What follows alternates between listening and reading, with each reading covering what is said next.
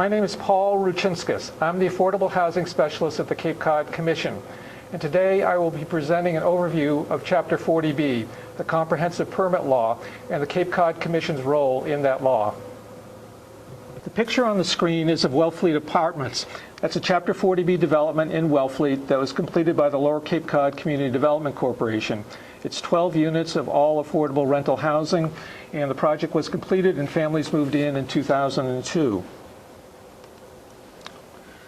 Chapter 40B is a state statute that was enacted in 1969 that enables local zoning board of appeals to approve affordable housing developments under flexible rules as long as 25% of the units are affordable.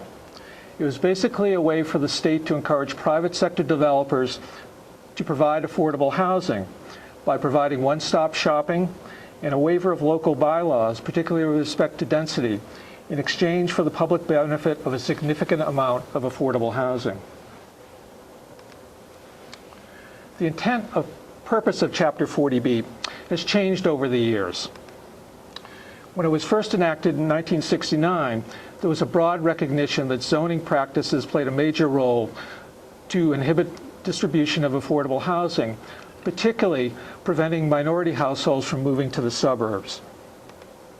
Today, in 2007, Chapter 40B is primarily recognized as a key component to address the shortage of affordable housing that exists across the state, and particularly on Cape Cod. There are any number of benefits of Chapter 40B for both communities and for the region. First and foremost, it increases the supply of low-income housing, which is a critical need in the region today. Also, by requiring that 10% of each community's housing stock be affordable to low-income housing, it ensures that this housing is distributed throughout the regions and is not located just in a few communities in the Commonwealth. And lastly, it enables municipalities to work cooperatively among town boards and committees with the Zoning Board of Appeals to review and structure a project in which at least 25% of the units are affordable, in which also has ability to mitigate local design and other concerns that emerge during the hearing process.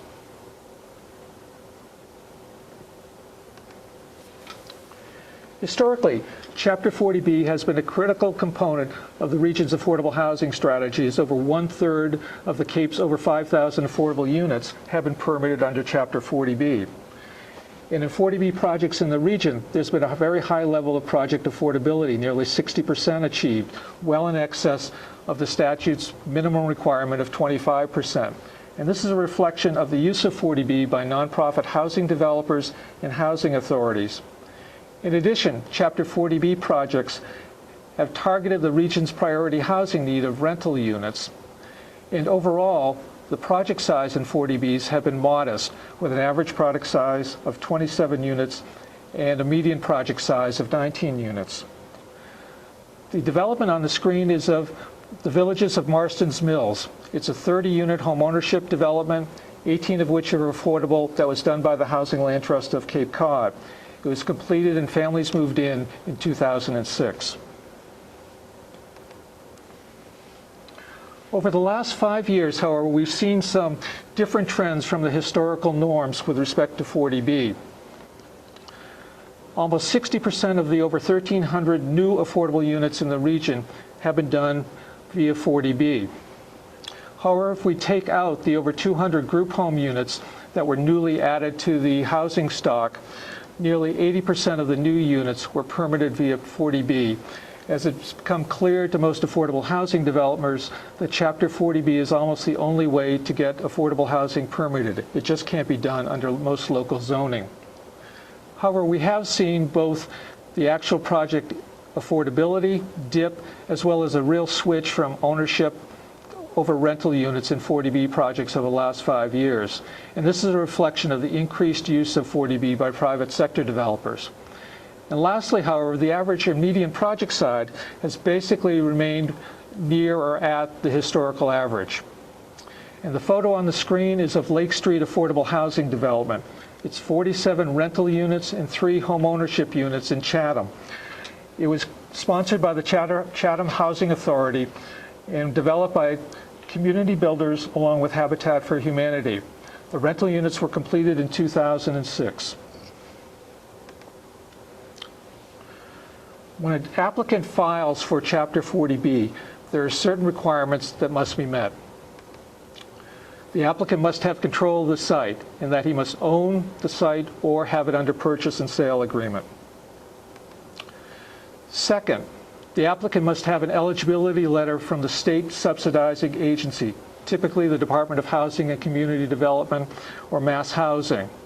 And that agency does a review of the project, ensures that the number of units is appropriate for the site, that the use is appropriate for the site, and that the project is financially feasible.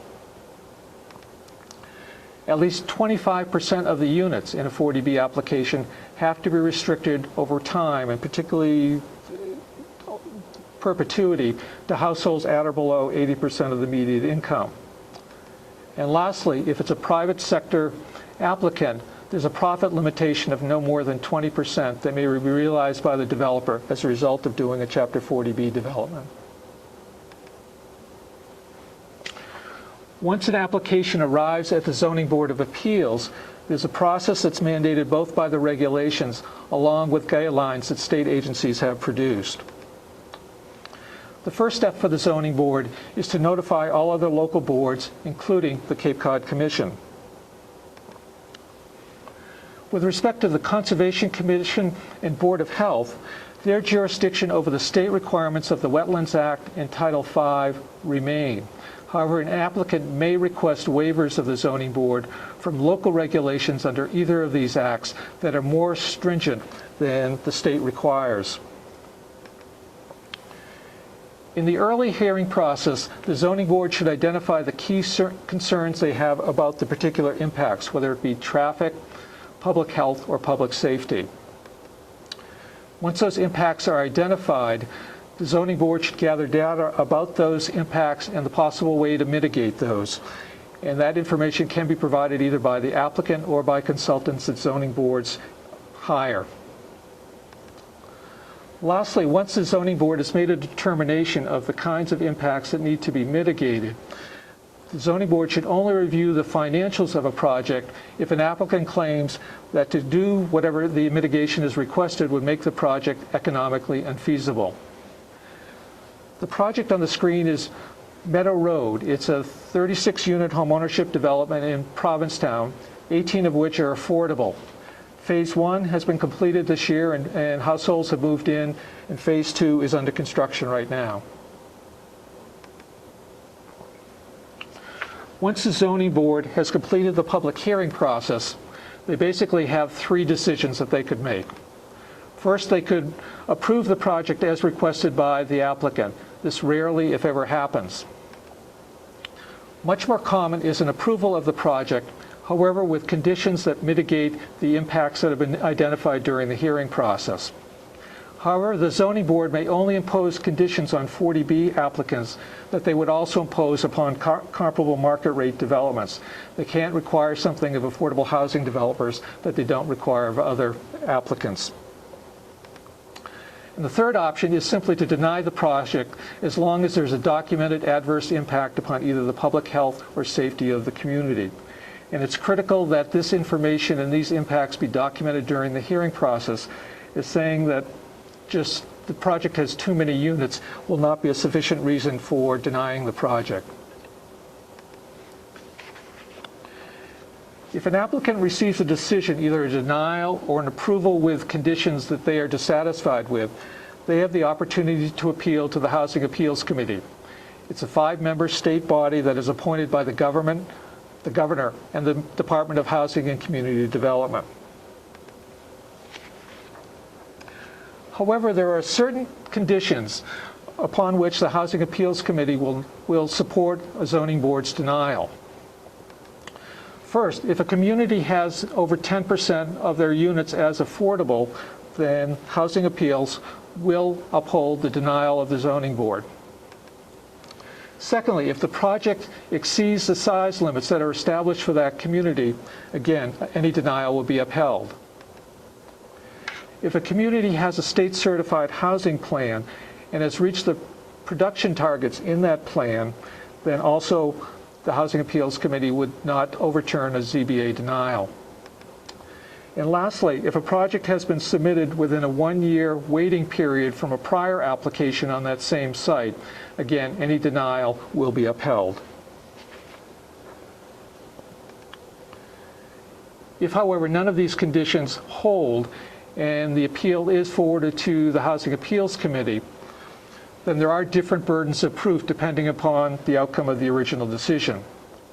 For a project that was denied, the burden of proof remains with the zoning board to show why it was denied. And again, it is critical that there be significant documented evidence of the reasons for the particular denial. If, however, the applicant is appealing a permit that was granted with conditions, the burden of proof initially is on the developer to prove to the committee that the conditions make the project financially infeasible. And then if he is able to do this, then the burden shifts back to the town to show that the conditions that they imposed are reasonable and do not make the project uneconomic. In the Chapter 40B process, the Cape Cod Commission role is clear and is spelled out in Section 13J of the Cape Cod Commission Act. And basically, the Commission is considered a local board for the purposes of Chapter 40B. Therefore, the Cape Cod Commission has no regulatory role, even for those projects that exceed over 30 units or 30 acres that would normally fall within the Cape Cod Commission's regulatory purview. When the Commission receives a referral of a Chapter 40B project from a local zoning board, we take a look at the project size and the nature of the impacts to determine the scope of our comments. And for some very small-scale Chapter 40B developments, or for those developments that we judge to have little, if any, impacts, we choose not to comment on those particular projects. However, for those for which we will submit comments, we use our regional policy plan as a guide for good planning, rather than looking for specific adherence to all the performance standards for all the various components of the regional policy plan. We try to target those major impacts of the project and to focus our comments on those. Staff over the last year or so has been attending the initial public hearing of the zoning boards to offer our comments, answer any questions at that time, and to offer technical assistance if requested by the zoning board at subsequent hearings on particular issue areas. And lastly, the Commission is exploring whether to recommend that applicants seek a waiver of our regional policy plan standards if the project involves more than 30 units. Since 2005, the Commission has submitted formal comments on 17 Chapter 40B projects, and they've ranged in size and scope and area throughout the whole region. We reviewed a very controversial affordable housing development called Summerwood in Harwich that is currently under appeal both by the applicant and by abutters. A smaller 6-unit all-affordable project in Falmouth was reviewed by the Commission, and that project was completed in 2006, and the families moved in that year. The Commission staff spent extensive time on a large mixed-use affordable housing development in Bourne, particularly in the areas of traffic and affordable housing. And recently, we reviewed and commented on a 28-unit rental project, all of which is affordable, that was supported by the town of Barnstable in West Barnstable on Route 132. In conclusion, Cape Cod Commission staff has been and will continue to be available to offer technical assistance to zoning boards and to others on Chapter 40B developments.